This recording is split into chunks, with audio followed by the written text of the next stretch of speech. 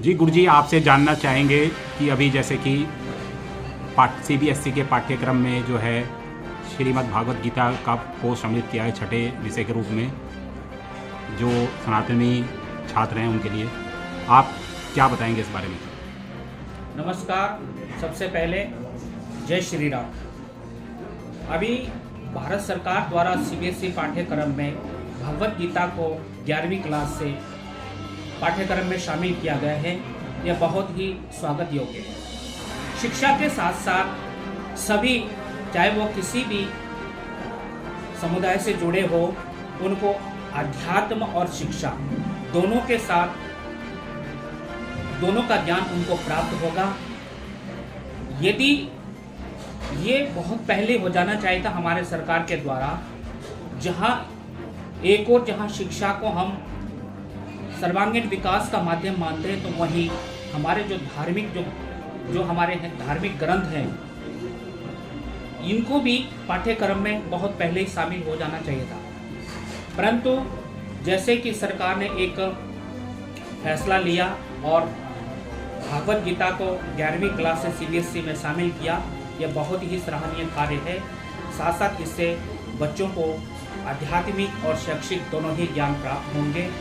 यदि हम चाहते हैं कि सभी लोगों को आप जो गीता को शामिल किया है, यदि किसी प्रकार की कोई दिक्कत है तो आप जितने भी हमारे यहाँ पर जो कथावाचक हैं, जो विद्वान लोग हैं, आप उनसे संपर्क कर सकते हैं। जैसे कि अभी हनुमत धाम में आज भागवत कथा का एक समापन हुआ है। इसी प्रश्न को हमने जो उत्तरकाशी से हमारे बीच में संस्कृत विद्यालय के जो प्रबंधक और कथावाचक शिव प्रसाद नोटियाल जी आए थे, उनसे भी हमने एक क्वेश्चन किया था, प्रश्न किया था। उनका कहना यह था कि भागवत गीता को 11वीं क्लास से नहीं बल्कि कक्षा 1 से प्रारंभ करना चाहिए। तो इस प्रकार से जैसे कि हमारे यहाँ जो अलग अलग विद्वान हैं, उनका भी मत है कि इसको भागवत गीता को बल्कि 11 से नहीं कक्षा 1 से ही इनको आध्यात्मिक शिक्षा देना चाहिए, ताकि आगे जाकर के बच्चों को किसी प्रकार की कोई दिक्कत ना हो। जी, जैसे कि आप शिक्षा क्षेत्र के जगत से जुड़े हुए हैं और तमाम जानकारी रखते हैं बच्चों के विषय में, अगर कोई बच्चे को कुछ दिक्कत है, क्योंकि आप आध्यात्म से भी जुड़े हैं, धार्मिक क्षेत्र से भी जुड़े हैं, तो आप उनको गाइड करने के लिए किस प्रकार से सहयोग करेंगे? जी हाँ, मैं चाहता हूँ कि ठीक है, शिक्षा से भी जुड़ा हूँ और शिक्षा, क्योंकि शिक्षा ही सर्वांगीण विकास का एक आधार है। किसी भी देश के प्रगति विकास के लिए शिक्षा बहुत ही अति आवश्यक है।